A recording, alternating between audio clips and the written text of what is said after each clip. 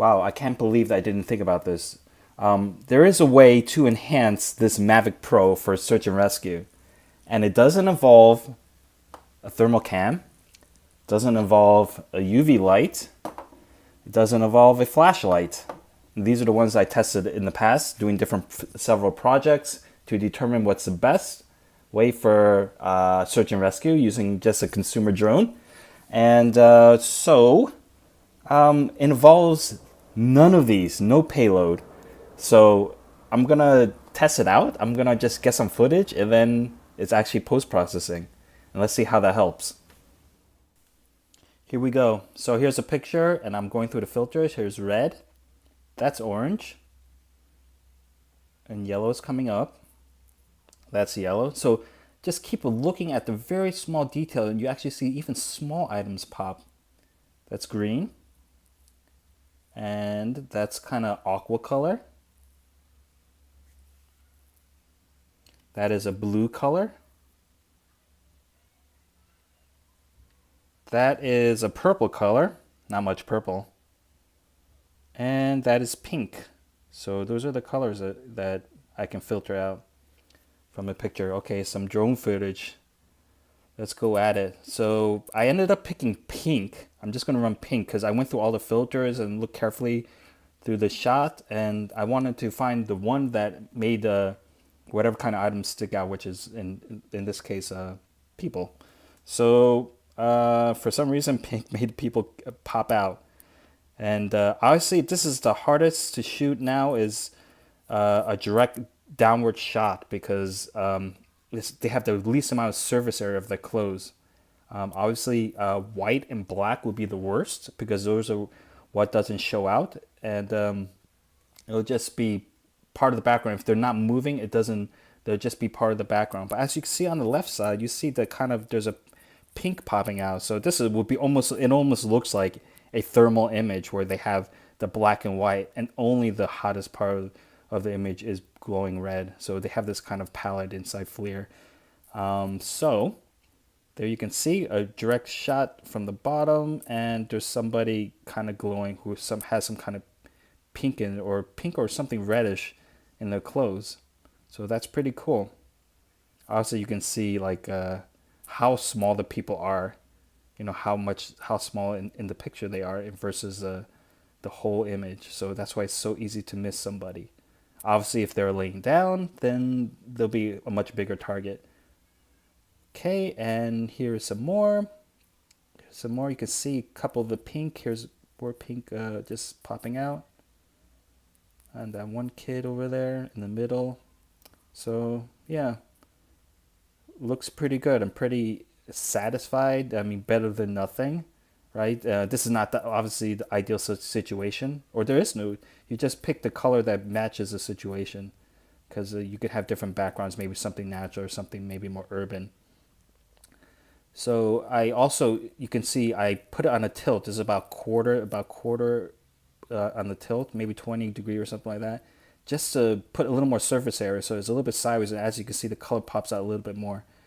You can see it slightly. So as you're scanning, and if the person's standing, you're better off on a slight tilt and just like doing a flyby that way. And that way you will catch, like here, you can catch a bigger surface area of a person if you happen to be trying to get a person and the person not laying down.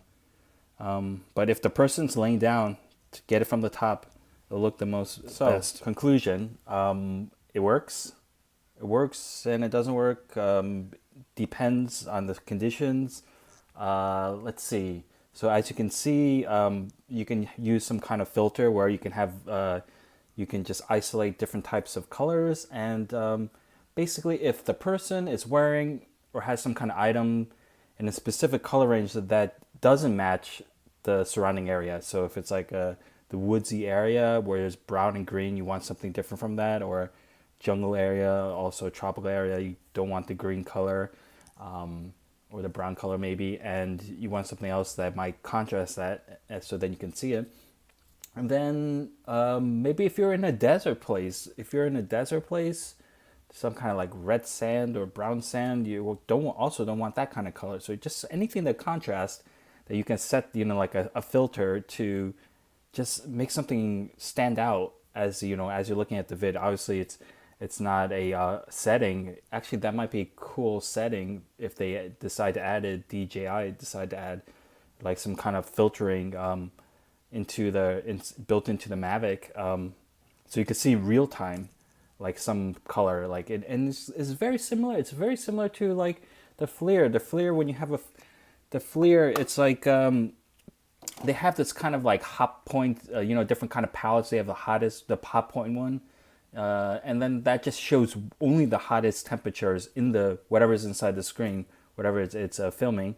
So that can make you by similar way it will make it stand out by color but not by temperature. So let's see, cons will be that it's just not you. If the person's standing up, you just can't see them, and also if person's standing up, it's harder to see them. So maybe if they're not moving, if they're moving, that you might be able to see them easier, but it's a little bit harder to see them. So if it's a person you know that's standing up, you would have to do an angle. So I kind of do an angle shot in towards the end, and that was like maybe a quarter way between the vertical and the horizontal. You have the whole 90-degree spread. It's about quarter way, and that will give you more surface area as you're scanning. If you're flying in and then you're scanning, looking for whatever target you're looking for. So that can help if the person's standing, but if like the person's injured and laying down, then direct shot down, it will give you the maximum, like a direct like 90-degree aerial shot will give you will be the best point of view. So in terms of altitude, I would say it's still limited. It's the same limitations. So let me just say that when they have the FLIR, like this consumer FLIR, and even the FLIR that they sell with the commercial on the DJI, the resolution sucks. It's like a cheap sensor that's FLIR's putting on it. So when you have like the cheap sensor, it kind of like pixelate the little thing. So the farther away some object it is, it could just be a small pixel. It can't make out like the human figures from far away. So you're limited to what kind of altitude you can actually scan through. I believe it's something similar to what the flashlight range is, which is probably around like 70, 80 meters or something like that. You're not going to go much farther, otherwise, the object might disappear. And I believe this is also kind of similar. And it's basically maybe the limitations more like how big the human form is away from these just focal length. So that's something to consider. Just whatever amount of space you may or may not be able to scan through. Obviously, this is not real time. It's not a real time thing in Nolicon. You would have to. I mean, it's better than nothing. It doesn't cost anything, right? And it doesn't affect your drone in any performance or battery life or wind speed or anything. So that's awesome. That's very awesome. So you just grab whatever footage you have, like. After you're finished with it, you could just don't even bother downloading the full footage. Just take the cache thing and just run one of the filters on it, and then skim through the video or something like that. It's much better than reviewing the video and just trying to catch something small. So the idea of this, let me just say what the idea of this is. There was a guy. There was a video I saw, and actually I didn't put two and two together. It just happened to be.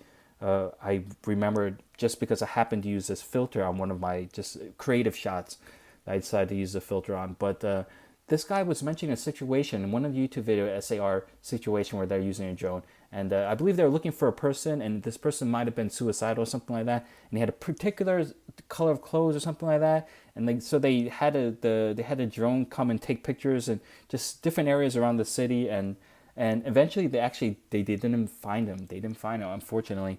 It was too late and stuff like that. But there's one guy. They actually didn't even find anything in the pictures. Just so many pictures and just the human error. You just can't concentrate for so long looking through so many pictures. So what ends up happening is that this guy knew somebody who developed a software. And what that software does, it scans the pixels and it looks for a specific color. or color range. So if this guy had a blue jacket or whatever, it would scan it and go, oh, here's a blue, here's a blue, and here's a blue in this picture, here's a blue in this picture, and then you can know that this will be the potential target that you're looking for. So, and they actually found it with this software. They found the guy. It was already too late. It was in an area that was easy to, like a lot of people would pass by, maybe behind a wall. So it's unfortunate, but this guy, who developed the software and offers it for free for the people who helped, like kudos on this guy.